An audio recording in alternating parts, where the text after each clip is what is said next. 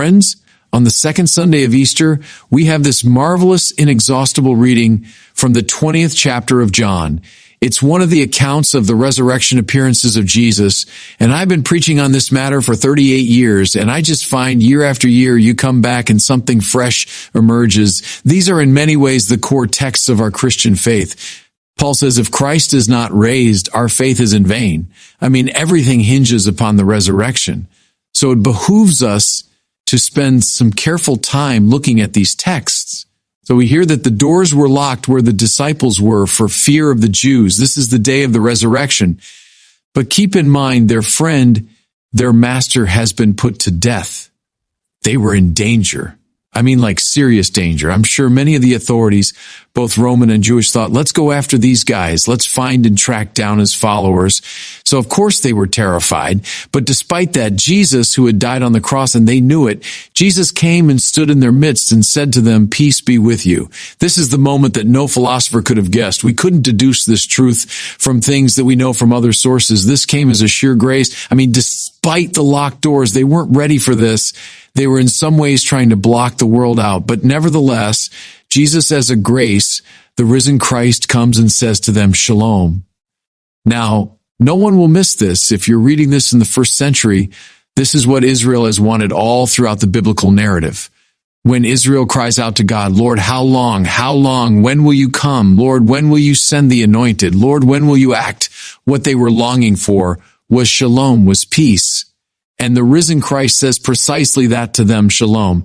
And then this detail, everybody, which is massively important. When he had said this, he showed them his hands and his side. The risen Jesus, in appearance after appearance, always shows his wounds. One of the signs, by the way, that you're not dealing with the true risen Lord is if he doesn't have wounds. The wounds of Jesus are a reminder of the world's opposition to him. So St. Peter says that in one of his early charismatic sermons, the author of life came and you killed him.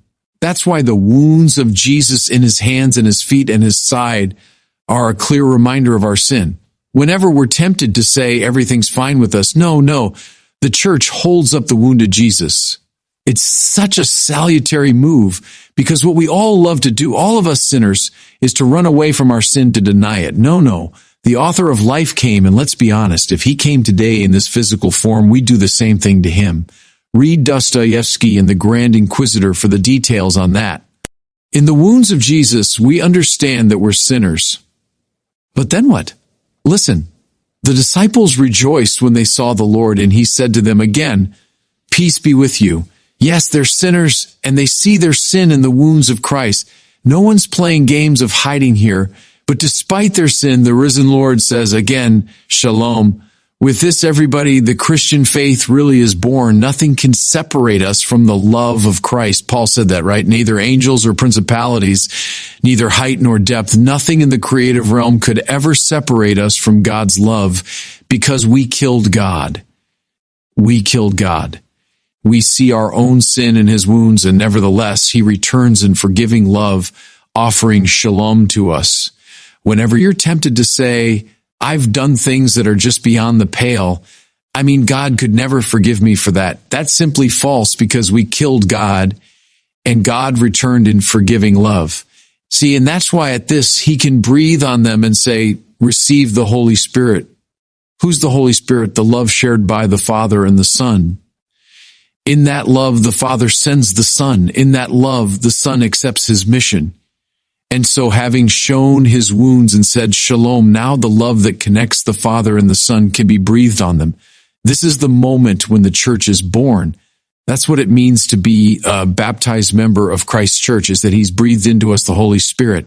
And so we can become, listen now, ourselves a source of shalom and forgiveness. Beautiful, beautiful. Now, after we see this, the second part of this has to do with Thomas. I found in all my years of preaching, people love the story of St. Thomas. Thomas the doubter, Thomas the one that had a hard time accepting this. You could say we live in a skeptical age. I think up and down the Christian centuries, there's been an undercurrent of skepticism. That's why people have always identified with St. Thomas. In my own diocese here, Winona, Rochester, we have a number of priests from India who serve here. And whenever I see them, I think of St. Thomas, who, according to the historical record, made his way to India to evangelize. I was with a number of Indian priests. Just last week I was in Rome. And whenever I see them, I think of Thomas, this man who went to evangelize India. Well, what is it about his story that's so compelling? Well, listen, Thomas, called Didymus, one of the 12, was not with them when Jesus came. So this first appearance, Thomas isn't there. The other disciples told him, hey, we've seen the Lord. The best possible news we want to share with you. He says, unless I see the mark of the nails in his hands, put my finger into the nail marks. Put my hand into the side, I will not believe. Now, this is the attitude, as I say, of a lot of people across the ages, including today, skeptics who find the Christian claim a little hard to take. How can you accept this? I'm not going to believe unless I can verify this. Well, then a week later, Jesus appears again. This time Thomas is with them, and he says, Thomas, put your fingers in these wounds. Put your hand in my side, see and believe. I want to talk a little bit, everybody, about the play of faith and reason, because that's a great theme that undergirds this story, the play of faith and reason. First, this, please do not believe the new atheists who flourish now, like 25 years ago, who convinced, sadly, a whole generation of young people that faith means credulity, it means superstition, it means accepting things on the basis of no evidence. I'll just believe anything, any crazy claim that's made. That is not what the church means by faith. All of that, you might say, is on the near side of reason. Do you know what I mean? Is things that are accepted without critical analysis. Reason has not been engaged. And I just accept things on the basis of nothing. Well, that is credulity. That is naivete. That is superstition. And listen, the church is not interested in that. The church has no interest in drawing people into a naive credulity. The faith that the church talks about is a trust on the far side of reason. Let me say that again. Authentic faith is not inspirational. It's not prior to reason. It's superational. It's beyond the rational. It's reason having done its work. Faith now trustingly accepts. Now, I want to give you an example which I think is very apt as comparison. Think of the manner in which you come to know another human being. Maybe you're just interested in somebody and you've heard about him or her and you say, well, look, I'm going to look that person up on Google. And Google can tell you a lot now. And you can discover when that person was born, where they grew up, where they went to school, what their views are, maybe controversies about them. You can discover kind of a lot.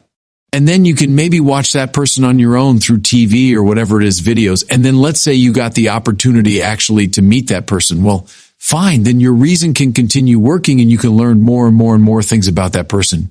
Great. I want all of that. That's all good. We never want to put reason to sleep when you're coming to know someone. No, you should think it through. But now imagine there comes a time when you are drawn into communion with that person.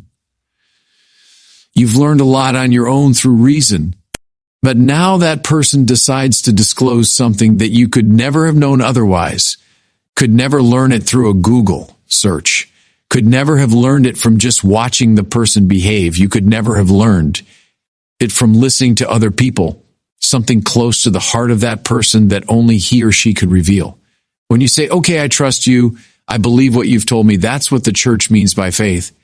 Can we learn a lot of things about God and about Christ by using our reason? Yes. Nothing wrong with that. Nothing really wrong with Thomas in his desire to see, in his desire to know on his own terms. Nothing wrong with that in itself. What's the problem? Again, listen to him. Unless I see the mark of the nails in his hands and put my finger into the nail marks, put my hand into the side, I will not believe. What's the problem with Thomas? Not that he's exercising reason, but that he's aggressively trying to dominate the situation on his own terms. Stay with my analogy. You're trying to come to know somebody, and you've learned a lot through reason. Terrific. Now you start peppering that person with all kinds of intrusive questions. Hey, there's so much more I want to know about you. Tell me about this. Hey, you're keeping something from me.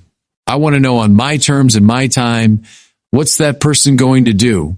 Probably withdraw. I would. I'd run the other way. You'll never come to know the person's heart if you are in that aggressive stance. Rather, you have to enter into the stance of trust.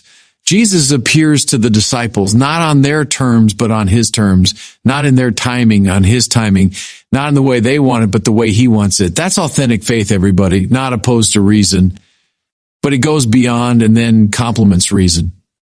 Just a last thought here. I've always found this really fascinating. So Thomas is gone when the Lord first comes. That's to say, he's not with the church. The second time Thomas is there, he's with the 11, he's with the church. How do we come to see Jesus? Well, by asking a lot of probing, rationalistic questions on my own terms. No, you won't get him that way. Rather, you will come to see him. You'll be invited into faith precisely in the church. Does that make sense? In the liturgy, in the readings, in the community of fellow believers that links you to the church across the ages, in the thinking of the great theologians and philosophers, in the artwork of the great geniuses of our tradition. It's when we're inside the church that Jesus more fully discloses himself to us. And then here's the last thing I want you to see. And those who maybe feel like Thomas and feel they got a difficult time with belief and they have a lot of questions, having seen the risen Lord, Thomas then says, "My Lord and my God." There's nobody in the New Testament who gives a more thorough and exalted attestation of Jesus than this. Nobody. All kinds of people get him wrong. All kinds of people sort of see a little bit here and there. It's Thomas the doubter is the one who was led finally through both reason and faith to come to the greatest confession anywhere in the New Testament.